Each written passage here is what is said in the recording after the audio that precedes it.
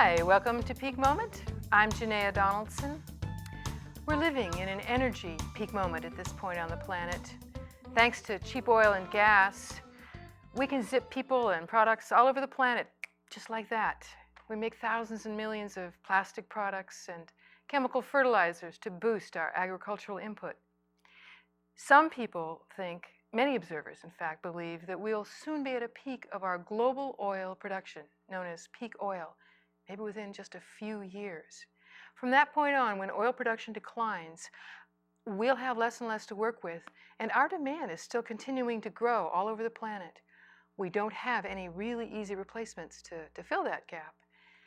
And even if we did right now, it takes us decades to build new energy infrastructures. My guests today are going to talk about electricity beyond the family into our community. But first, news with Rick Hartman. Rick. Thanks, Janaea. This is a special peak moment report on the State of the Union address as it pertains to energy. In his State of the Union address, President Bush has made it official. This nation is addicted to oil. For many of us already concerned about peak oil and energy depletion issues, this is not a surprise. He continued to say that technology will help us solve this problem and committed research efforts and funding to this noble cause. He endorsed ethanol, wind, and solar, but also clean coal and nuclear power. It remains to be seen what the real results of this proposed initiative will be. There have been many questions raised. Although the President committed research funds to making ethanol from switchgrass and other cellulosic waste and a viable fuel in a few years, it was revealed in the days after the State of the Union address that the National Renewable Energy Lab was taking a significant budget cut and laying off dozens of workers. Rather difficult to meet those goals if there isn't the funding and scientists to do that work. President Bush also stated that we will reduce our need for Mideast oil by 75% by the year 2025. The first reaction to that statement was from Saudi Arabia. They were concerned that they would be losing our business and the resulting income that helps keep their country going. When one really looks at what that 75% number means, it's revealing that the bottom line is it would reduce our overall oil consumption by only a little over 8%. Although Roscoe Bartlett, the Republican congressman from Maryland who initiated the House caucus on peak oil, was pleased to hear the president openly address energy depletion issues, he was concerned that the president did not mention conservation and efficiency, including raising the efficiency, for instance, of vehicle miles per gallon. Although this is a baby step in the right direction, what we really need now is a giant leap for mankind. And now back to Janaea and this week's guest. Thanks, Rick. I'm real curious how we're going to have clean coal and clean nuclear. My guests today, we might address that with alternate and renewable energy from electricity. My guests are Martin Webb, who is the owner of Planet Solar, and Marston Schultz, who's a passionate renewable energy advocate and himself on off-grid. No, you're not off-grid. Not off-grid, no. But not paying but PG&E bills. Not paying any PG&E bills, yes. That's remarkable. What can, looking larger than just the individual family or individual home that can get solar or buy renewable energy credits, how can we be thinking bigger for our cities, our businesses? How should they be thinking? Are there incentives that could help them think about it for their payback? All that way of thinking. What can our community do? Well, our community can certainly take more of a stand as far as asking local representatives, boards of supervisors, to take an actual stand and set some policy goals. Similar to what's happening on a state-by-state level across the United States, states are enacting what's called a renewable portfolio standard, which is a fancy way of saying that by law it will be mandated that by a certain year in the future, a specific percentage of that state's energy and electricity will come from renewable energy. And there are actually municipalities, counties, cities, localities that are actually claiming their own mandates and saying that as a government entity, our county says that by the year 2020 we pledge to have 15% of our power coming from renewable energy. Essentially asking our politicians to step forward and on a local scheme, support some sort of mandate. And in an election year, it's something that could be powerful. If one candidate mentions that, yes, I support something, then the other candidate will feel like they also need to say, well, look, I'll support renewable energy as well. If citizens don't step forward and demand that type of small political action, probably won't be taken. If our county, say, decided on a policy of certain percentage of renewables, how could we meet that? I'm looking at both of you. What kind of forms are possible? Do we just buy it from elsewhere? Could we generate more here? How do we do that? Well, one important thing that can happen, Marston and I were discussing the goals that another locality, Willits, they have a group called WELL, W-E-L-L, similar to Apple here. And what they did is they took the bold step of engaging the local government in an energy inventory. And they actually looked at the entire county and said, how much solar electricity can we produce, and hydro, and wind power, and what are our energy assets? Then they measured it against what their energy needs were, and there was actually a disparity, and it was clear that as a county they were going to have to import energy. And that's something that I know Marston brings to the Apple group, a lot of energy to try and have some sort of local push for making this a really important issue, trying to figure out how much power do we use as a county, can we produce it ourselves, is an energy co-op viable, that type of thing. Marston, you're chairing the energy working group for Apple, for the Alliance for a Post-Petroleum Local Economy. So tell us about what kinds of things you're envisioning. Well, of course, we're supporting as many solar panels on roofs as possible. And we want to get the governments involved in that, and we're going to be making presentations to that effect. But beyond that, there's going to be people who cannot do solar. Either their buildings are not oriented the right way, or they don't have enough room on their property, or they got trees in the way.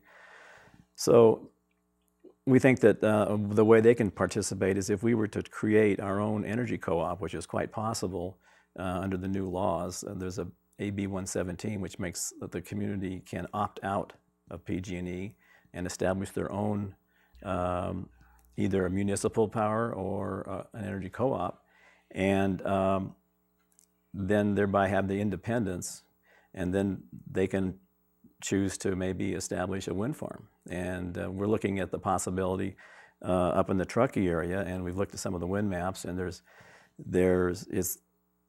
some spots that may be a potential for us, and I've talked to Plumas, and who already has a co-op, and they're in the process of doing something like this now. And one of their consultants says, well, you don't necessarily have to have it actually in your county. You realize it may be a little bit over the border, but if we can find a good area, a wind area, someplace up in the hills, and that we could utilize. So there's sort of two thoughts here, if I understand you right. There's one of forming a co-op, which is a separate entity, whether it's run by our county or by the cities, or as a private co-op. Is that what you're saying? Well, no, it would be a membership kind of thing. A membership co-op, and that co-op can buy electricity. It could be just a broker. I mean, you could start out just being like any other energy company and brokering, buying and selling, buying in bulk and reselling to your community. But then, of course, you can. We'd really want to try and get into the alternatives, the alternative sources. So if we had that entity, then we could have a base for building on, creating some kind of an alternative. Investing in that kind of Right. thing. So there's potential here for partnerships. Has anybody started to look at how much, where is our electricity, most of the electricity that's coming into our county? It's coming through PG&E. What kind of materials are we nuclear? Are we coal? Are we gas? Where is it coming from? It's hard to nail down exactly where the electrons are coming from, but for the most part, which would be interesting to know, it really would be, because even though someone may be a PG&E customer, a PG&E customer here may not be getting the same electrons as a PG&E customer in the San Francisco area, meaning we're very close to hydropower. And PG&E actually started in this area with hydro generation. So there stands a good chance that the electrons we're consuming in Nevada County are coming from hydropower. there's no way to know what the actual mix will be. As a state, most of our electricity comes from, or I should say that the source that gives us most of our, the largest source of electricity is natural gas. It's just over 40% of our electricity comes from natural gas power plants. So there's differences between PG&E power and then what we're getting as Nevada County citizens. But there could be the possibility of pushing PG&E out of the territory that gave it birth, and we could use that hydropower for ourselves as opposed to PG&E producing the electrons just to sell back to us at a profit. So the co-op, now could the co-op choose to opt for where the different sources come from? Well, yeah, he's bringing up the other topic of hydropower, that we have hydropower already existing in our county, and apparently enough power to support 60,000 homes, which is just about the size of the county. They have a deal between NID and PG&E right now that's coming up. There's a licensing process that's going to be renewed within a year or two, and we're going to see if we can become a part of that licensing process and they call it an interested party. Like Circle's an interested party because they want to make sure that the rivers are treated right. We become an interested party in terms of the energy issue, and see if we can get, if we have our energy co-op in existence, then that entity could negotiate for that power possibly. So in the ultimate ideal, we could maybe get hydro and a little bit of wind, and we could be really independent. You've got hydro, you've got wind, we've got some solar, right? Increasingly here on the west side. Well, we would have good solar sites up in Truckee area as well, I'm sure. Really excellent. Good wind sites as well. Yeah. And then we also have to work with, Truckee has their own municipal power company, so we're going to have to talk to them and find out whether they've even explored wind energy, and work with them too. So for let's say, what would it take for a municipality, say, or our county supervisors to look at putting solar panels, say, on the wastewater treatment plants or on their buildings to save? I mean, what kind of, do we need to do the kind of study like Willits did? Or do we need to what kind of payback? I mean, I imagine they need to really have buttoned down the when the money, the return on the investment that they would make for that. I spoke recently within last month or so with some of the important facilities managers, none of the politically elected folks, the Board of Supervisors, and after discussion with the facilities managers, it's clear to me that in order to actually get renewable energy products out in the community on government buildings is going to require political force. The facilities folks specifically said, well, I read something from my alumni association from MIT, the newsletter that says there are these hot new inventions with solar that's going to make it really cheap in the future. And they wanted to wait. They said, what's your professional opinion on when the next big breakthrough will happen? And I said probably 10 to 15 years would be my guess, from invention to commercialization to the ability for the average person to afford it. And they would rather wait to do it then rather than actually look at the numbers now. And I could see that the numbers would have a payback. If they installed solar electric system today, for instance, on the county government center, payback would be about 10 to 15 years. So they were so hung up on the fact that, well, there might be something better in the future, we don't want to do it now. And I likened it to sort of taking them along a path and saying, look, I can show you this bag of money right here. Would you like it? And they said, no, we hear that there's a bigger bag around the corner. We don't want this one. So I know that they are not going to move forward as far as looking at lowering the energy bill of the county and that sort of thing, unless there is a political reason that they have to. And that's where the average citizen is now going to have to lead the county in the right direction, steer them in the right direction, because they're not interested in looking at the payback numbers because they've heard sometime in the future it'll be cheaper and better. But bear in mind, when it comes to solar electric panels, they don't know what the lifespan of them is going to be. So politically is where people are going to have to apply pressure for Nevada County. That's been my experience. So it's going to take citizens making an issue in an election year to say, this is something we want, whether the facilities managers want to wait or not. But as far as how long they last, I mean, we know that the first solar cell is still working, right? Yep. So, I mean, there's no really, we don't know what the terminal date is for solar. The technology that we're working with today, the original solar panel, silicon-based solar panel, is 51 years old. And there are original solar panels made in 1954, 1955, putting out 85% of what they were rated then. So it's a good return on investment, but politically there's just not a lot of will. And the common knowledge is that politics is sometimes 20 to 30 years behind the actual needs of the people. So that's where in a local level we can really make a difference, because the politicians are there, we can gain easier access to them. And I think that's where we need to apply pressure. As far as the government exerting its own buying power and that sort of thing. Okay. But what kind of approach, what kind of projects and approaches is the Apple Energy Group thinking of doing, Marston? Well, along with the lines of I mean, we want to approach the governments. I think that, like Martin says, the county is a bit reticent, but we're hoping that the cities will be more responsive, and so we're going to prepare a presentation. We still have some homework to do, but we want to present a really good package to them to try and persuade them, and not only just about payback, but about, you know, pollution and other factors that would make it a good reason to do it.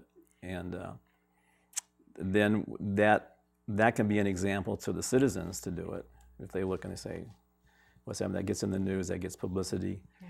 So then we're going to try and, you know, get as many citizens involved in doing the same thing. And I'm hoping that we can have a kind of a training to tell people how they can, if they want to install it themselves, we can actually show them how to do it, you know. I mean, what's involved, you know, and how to get a panel on the roof, you know, how without a crane. I mean, I didn't use a crane for mine. I mean, some people will just use a crane and lift whole arrays up at once, and you can do it piece by piece. You don't have to do it that way.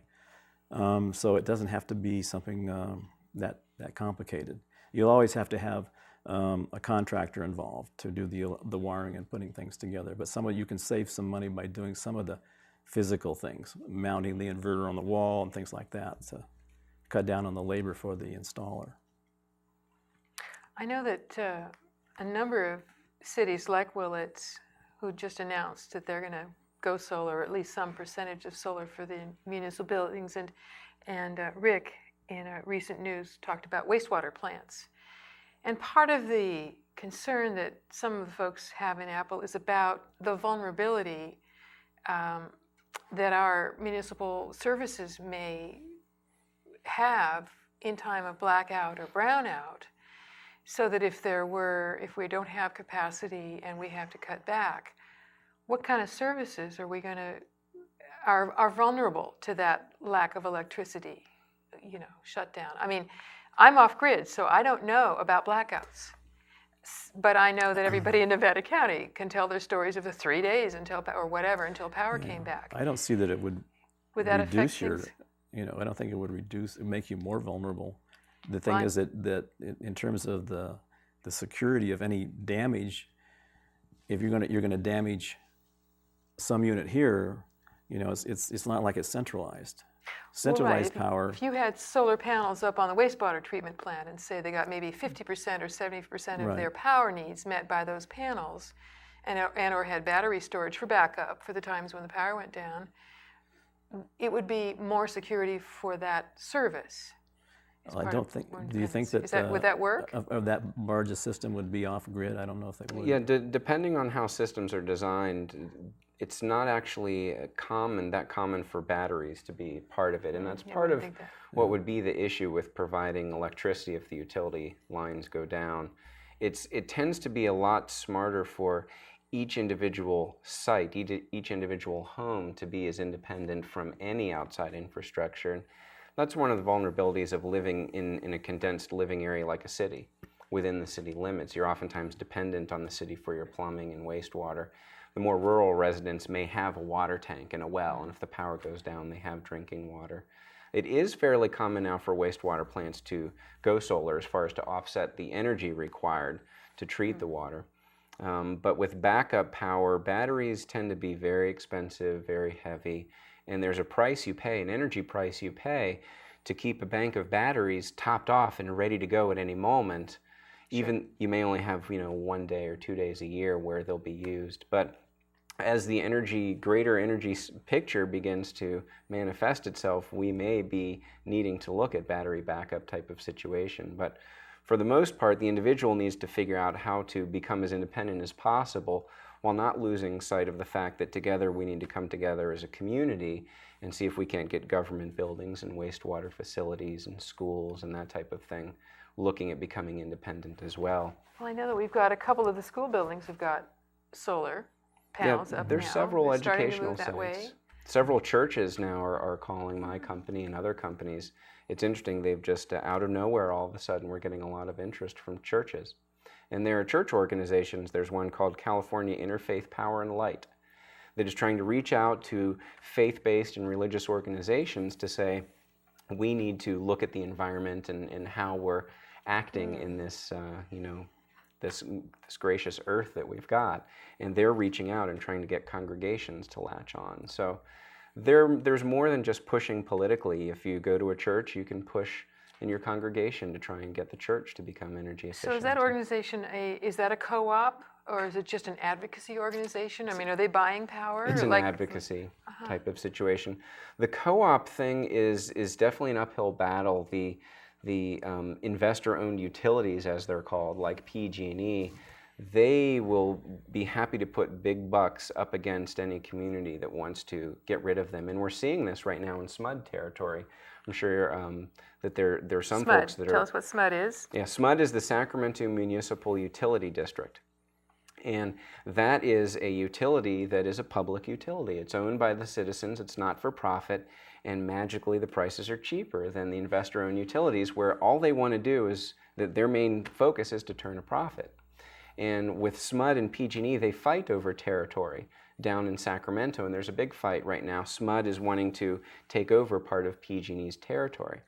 And PG&E is putting up a very huge fight. They have even invented grassroots organizations that have grassroots type name. I forget the name of it, Citizens for Responsible Energy or something. Yeah. But it's actually paid for by PG&E, and a PG&E consultant is the spokesperson. So we have an uphill battle here, but it's not something that can't be accomplished. And as the energy scenario changes, it's becoming more and more likely that this is the way we'll have to go, local energy production consumption. So how is the decision made? Back to your situation, is that a vote of the folks that would be, the households in the area that would be transferred from PG&E to SMUD? Is it a vote, or who decides? Oftentimes it comes down to a vote. With what Marston was bringing up about a community being able to opt out of PG&E's service, I believe that actually requires a vote, doesn't it? It takes a vote, yes. With this SMUD PG&E thing, it didn't necessarily require a vote, but PG&E and their public relations campaign sort of put the pressure on SMUD to say, how do you know your ratepayers want to even do this? And SMUD called their bluff, and they are going to be holding a vote for the ratepayers. So even though it wasn't required, PG&E and the other utility companies will usually force it to come to a vote. I just wanted to comment on the blackout thing. I think some of the blackouts may have been political too, with especially in the big crisis time. And the thing is, if we have our own energy company, I think that's probably going to reduce the possibility of blackouts, because the energy company works for the people, not for profits. This is the thing about co-ops. Co-ops are really focused on the community, and so I think that in this we have a better chance of beating blackouts with the co-op. Mm-hmm. And as far as the PG&E thing, what I'd like to see is there's an organization called Toward Utility.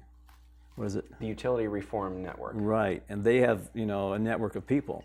And what I like to see them do is we create a package for them that they send out to all the representatives on how they can opt out in their community. Now, if we have like 100 or 200 communities opting out, and PG&E is going to have to fight all over the state, they're going to have to, you know, they're going to have lawyers all Scatter over their the place. forces, right? Right, so, Do you it all know, at one time. divide and That's great. conquer. Guerrilla warfare, yes. Yeah, they definitely will not go down without a fight, but it's something that we as a community need to spread the awareness. A lot of folks don't even know that you can opt out. This is probably the first time a lot of folks are hearing this. Right. People I don't didn't even know know it there's... until we started looking into it. Yeah. Is there another way to do it? What are the different possibilities? Because it's going to likely cheaper rates and control of where you're getting your energy and the chance to be able to invest in more renewables. I mean, that's heartening. Well, I think you just got to tighten our belts and stay in the saddle for a while here. Yeah, the important thing is to try and conserve power if you can. Take a look at your lifestyle as a local citizen, use as little as possible, and then begin looking at ways that you can produce your own power, and then also look at exerting the power you have in the community. We can all certainly make decisions on an individual basis to help deal with the challenges of energy in the future, but there's definitely a lot of power when a whole community comes together. We can see a lot larger effects. I think that's part of what Apple, the Alliance for Post-Petroleum Local Economy, is trying to do, is gather more folks to just be able to be a stronger, united voice, whether it's under our banner or somebody else's, it doesn't matter.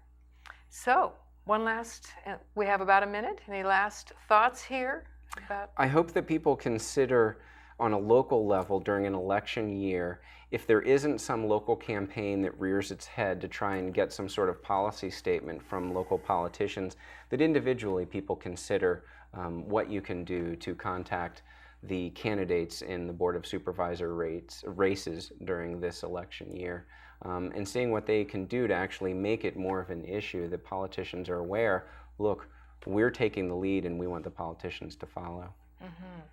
Marston. Well, if any of you out there are interested in helping us out to get ourselves a energy co-op or some of the other things that we talked about, we'd be happy to have you join us in the energy group. And I think our meeting will be posted on the website. Yep, we actually thank you, Martin. Thank you, Marston, for being guests here. And later they'll have our website and our phone number will be on the end. I'm Janaea Donaldson. Thanks for watching Peak Moment, and we'll see you next week.